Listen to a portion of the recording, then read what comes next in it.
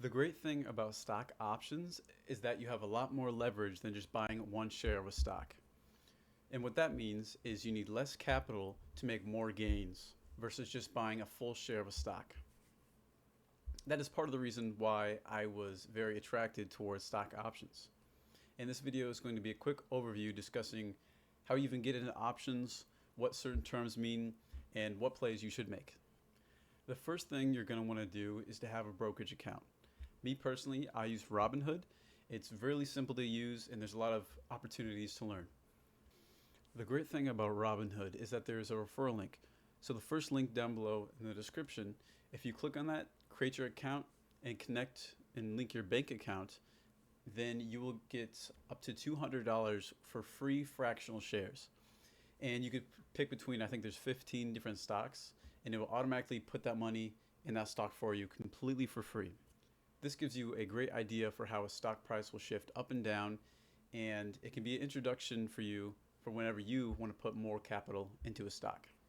The basic of stock option trading is really just finding a stock that you think is either going to go up or you think is going to go down. And there are a few strategies that have a middle ground where you think it's going to stay in between two strike prices. To begin, you're just going to want to pick a stock. Palantir is a really good technology stock that has done some research into the AI field and has recently had a big surge, as you can see right over here. And I think it's a stock that's going to continue to grow. And one of the plays I actually did was I bought a leap, which is a really long call saying, hey, I think this stock is going to go above this mark. Now, to get into options, what you want to do is this screen right over here is if you just want to buy dollar amount or full share amount of the stock. But if you click down here, there should be a tab that says trade and then whatever ticker symbol your stock is, and then options. It may look a little different if you're on your phone, but it's pretty similar, so you should be able to find it. Once you click on that, you will be brought up to a page that looks something like this. And I know it looks pretty overwhelming, but it's actually pretty simple. The main points you want to look at are these numbers right here, which are the strike prices, and this green one right here in the middle, which is the current price of one share of the stock. If you look over at the top right here, you have buy, sell, call, and put. And then right next to it is the expiration date of the option.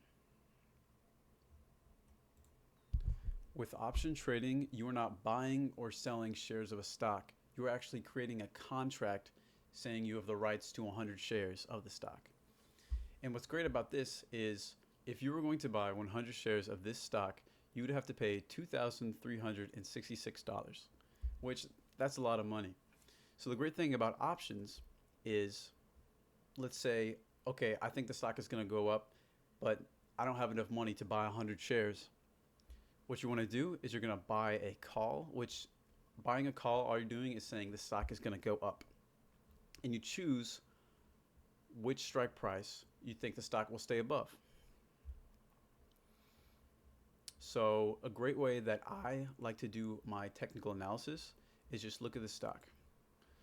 Okay, so right here over the past week, the lowest point it's been is around the 22 range. Even if in the month, the lowest maybe 16. But I would say around 20 is a comfortable spot that I would say the stock's going to stay above. So what you're going to want to do is find the $20 strike price, go to the right, and this is the ask price. And so what that means is this number right here is the price for one share, the ask price for one share of the stock. But when you're doing options, you have to do 100 shares. And so all you have to do is take this number and move the decimal place over twice, and that's your max loss for this option. And the great thing about Robinhood is they actually have a little graph here that displays how much money you will make depending on where the strike moves. So as you can see right now, the strike's right here, but if this stock were to increase a little bit, so right now it's at 23, let's say it goes up to 24, and then as you can see in a little bit up above to the left, you would be making around $70 off this call option. Another important thing with stock options is the expiration date, and that would be this one right up here. When you're buying options, your contracts have an expiration date, and each date that the contract is open, the contract will lose a certain amount of value. In order to find this, you're just going to click on the strike price that you're interested in, and it's going to show up a lot more numbers. When looking into stock options, one important thing to note is the Greeks, which are these numbers right down below. Now, of course, these are changing because the market is currently open, but when looking into the expiration at which your contract expires, there's a term called theta decay. And what this means is each passing day that your contract is open, it'll lose value at a certain rate. When you look at the theta right here down below, all you're going to have to do is take that decimal place, move it over twice, and that is the amount of money you'll lose per day. So with this specific contract, it's looking like you're going to lose $1.20 a day. Well, now it's a little lower because market's open, but it'll fluctuate a little bit. Usually, the longer your contract expiration, the lower the theta decay. So if you go with longer options, then it is a safer play because you're losing less money as time goes on. However, these options are going to be a little bit more expensive. So if you take a look at this number right here, this is what we call the premium. And when you're buying options, that is the amount that you owe or the amount that you are risking for this contract. Right now, a call at the 23.5 strike price is going to cost you $75 for a contract expiring in 4 days. And when a contract expires, it loses all of its value. So that's why the term theta decay is a thing. But note, this contract expires in 4 days. But if you were to bring it down a little bit, so let's say you think, okay, I don't know if the stock's going to move a lot in 4 days, but I think over the course of a month, this stock is going to increase. Then you go out however long you're comfortable with. And as you can see, the premium did increase in price. So it will cost you more to purchase these contracts at a longer expiration date. However, it is a lot more safe. Let's take a look at a stock that is a lot more volatile. And what this term means is it has a lot more volume to move up or down throughout the day. The market just opened at 8:30 today, but a few hours have passed by and the stock moved $2. When you look back at the Palantir stock, you can see that it's only moved around 70 cents versus $2. When you find a stock that you like and you think it's going to go up, what you're going to want to do is buy a call option. So once you choose your expiration date, when you think the stock is going to increase, find the right strike price that you think it's going to stay above. Remember, I like to always go look at the stock, see where its lowest points have been, and then try to adjust accordingly based off that. So this one, around the 400 mark, seems like it stays above there. So you find the 400 strike price right over here. This contract expires in 11 days. For this one, the premium is $12.15, and that is for one contract. But when you're doing, or that is for one share. But when you're doing a contract with options, you're buying 100 shares. So you're gonna have to move that decimal over twice. And so this premium is gonna cost you around $1,200. And as you can see, there's this lovely graph that displays what your profits might look like and expected losses if the stock doesn't end up going up. On the flip side, if you think that the stock is going to continue to go down, you don't really believe in it, that's when you are going to buy a put. And a put is a similar concept, except you're just saying, hey, I think the stock is going to go down. A few more terms to mention is in the money and out of the money. And what these means is if you are buying a contract that is in the money, that means your stock is already above that price. So if you're going to buy a call, meaning you think the stock is going to go up, if you buy it in the money, it means you're more likely to get money. You're more likely to make profit. So right here, the stock's at 408. If you buy one at 405, it's much more likely that it's going to stay above 405 versus if you go up a little bit more, to 415. The only counter side to this is the safer your play is, the more capital it's going to cost. So these ones down here, it costs $800 versus if you go out of the money, which is above where the price is, they're going to cost a little bit less because there's more risk involved. If there's a stock that you don't believe in or you think it's going to go down, that's when you would buy a put. And what this contract does is just the opposite of a call.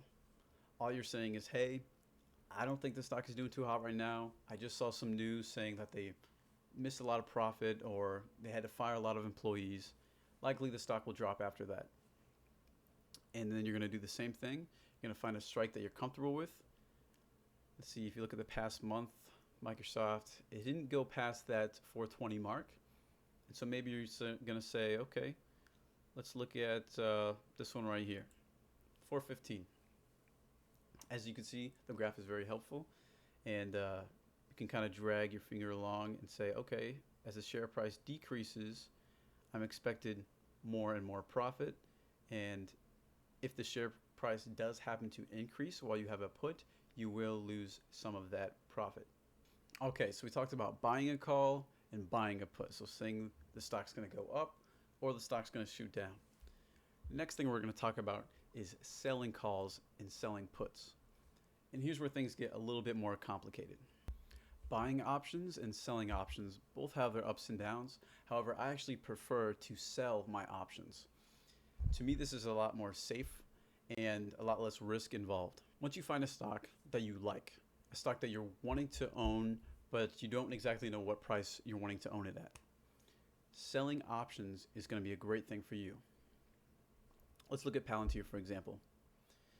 Let's look at the past month. So the past month, the stock was right down here, and then there was a huge surge with AI technology, and Palantir was experimenting with it. And Palantir actually has a AI that is more advanced than a lot of the other companies out there.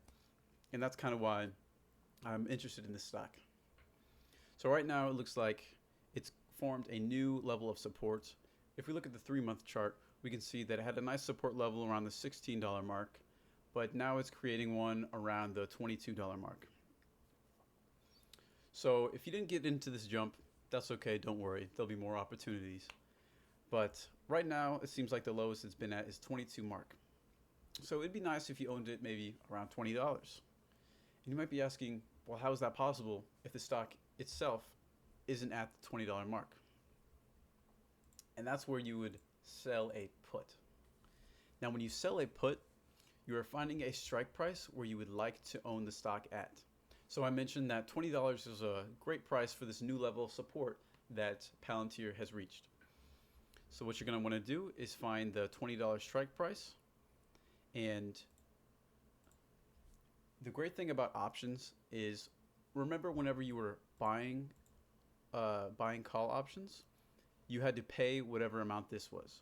So in order to buy a call at this 23.5 mark, you'd have to risk $74 in order to execute this contract. The great thing about selling puts is that you actually gain that premium. So if someone's buying a call, you are the person who is selling it to them. So let's say, for example, someone wants to buy a call at the $23 mark. They're going to have to spend $104 in order to buy this contract. If I were to sell them that call, then I would be getting that $104 that they just spent on it, in hopes that their contract loses value. So when you're selling options, the first step is to sell a put.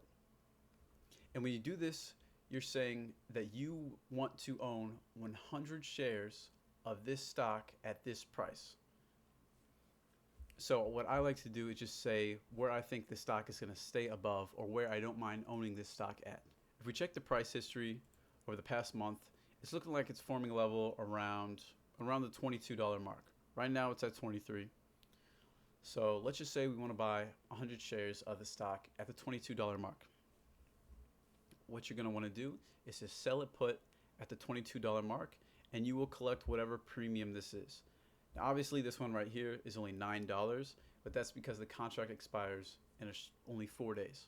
When I mentioned of the theta decay and the contract expiration date for buying options, The longer you go out, the safer your play is. However, it costs more if you're buying them. And the great thing about selling options is that the longer the contract goes out, the more premium you're able to collect. So this one right here, if you were to sell a put at the $22 strike price, you would collect that $60 over the course of 25 days. Now you may be asking, okay, well, if you gain that premium, what are you spending? The only risky part about selling options is you have to have the capital in order to buy 100 shares at whatever strike price you choose. So if you were to choose the $22 strike price, that means that you would have to buy 100 shares at $22 if this contract gets executed. And what that means is if you sell a put at the $22 strike price, you're going to have to risk $2,200 because that's how much it costs for 100 shares. But as long as the strike price, so the current price of this stock, stays above that $22, then you will not be forced to buy 100 shares and you will collect that full premium, no questions asked. And once again, this graph is very helpful for you to get a better understanding of what your profit and loss will look like.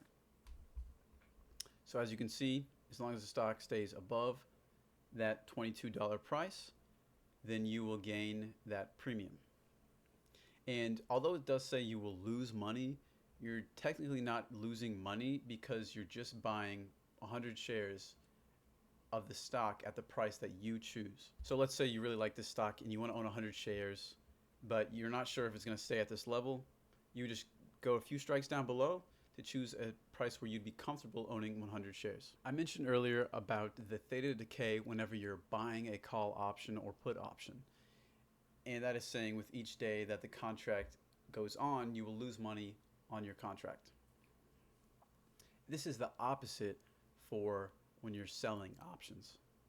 So if you click on the strike price to open up more information about the stock, you can see with the theta, if you go to a call option, buy it at the same price, the theta has a minus right there. So that means it's losing $2 every day that the contract is open.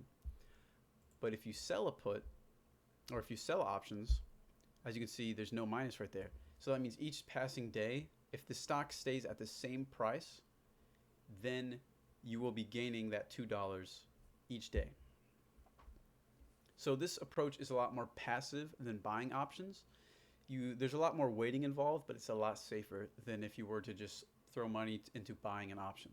The term for this is actually called a cash secured put because you are throwing up the cash in order to buy 100 shares for your put. So let's say you did sell a put at the $22 strike price and you're forced to buy 100 shares at $22. When your contract is still open and it hasn't expired yet and it is below this $22 mark, whatever the difference is between so let's say if the stock goes down to $21, the difference between 22 and 21 is just the $1. However, you're going to have to times that by the 100 shares for the contract. So that means you'd be down roughly $100. But fear not, the great thing about this is if your contract does expire and you own 100 shares of the stock at the $22 strike price, what you're going to want to do is go to the flip side and then sell a call. When you sell a put, you're saying that the stock is going to stay above this strike price right here. On the flip side, if you sell a call, you're saying a stock is going to stay below whatever strike price you choose. So if we're looking at Palantir, this is pretty much at its all-time high around the $25 mark. So if we go a little bit above that to the 26, when we sell a call, so you're still going to collect the $60 when your contract expires. And when you sell a put, all you're doing is saying you're buying 100 shares at this price. And when you sell a call, you're saying you're going to sell those shares at this price up here. The only bad thing is you can't sell a call by itself. You're going to have to own those 100 shares in order to execute selling a call. So if you click on the $26 strike price, once you own those 100 shares, you're saying as long as the stock stays below this amount right here, then you will gain that premium, no questions asked. And again, this theta, you get $2.40 each day, which doesn't sound like a lot, but that's only if the stock stays at the same price. But if the stock, let's say you're selling a put, back to that $22 mark,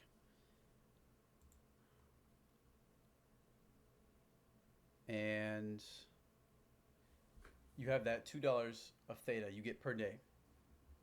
You're saying the stock is going to stay above this mark.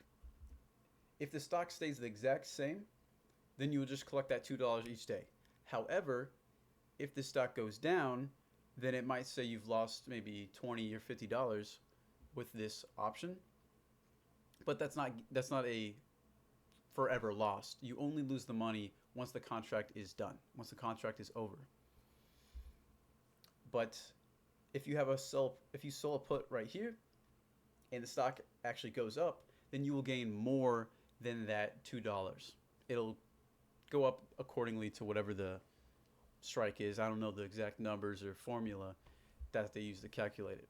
There are a few different strategies that you can use to combine these options. You can actually do a multi-leg strategy, which is where you buy a call, sell a put. You can do that all with the same at the same time with the same expiration date, and you can create different strategies that'll help you depending on what you're looking for. I'm not going to explain these in these videos. I'm going to make a few more going in depth on which strategies work for what type of style you prefer. You can obviously do more risky with less capital, or you can do a little bit more capital, so you're risking a little bit more. However, the play is a lot more safe and consistent. That's pretty much it for the basics of stock options. If you want a more in-depth video going over what the other thetas mean and what the other Greeks mean, and a few of the break-even or percent change numbers, please let me know in the comments down below. I would fully encourage for you to try this on your own. Click the link down below, link your account, put some money in, try buying a few calls, selling a few puts. But if you're not comfortable risking your own money, there are plenty of websites out there where they have paper trading, which is a term meaning for paper money. You do the same thing, it uses real stock live data, however, it's just fake money. There's a great website called Investopedia, which I'll link down below, and once you create your account, it's actually kind of cool because you can do, it's kind of like a video game.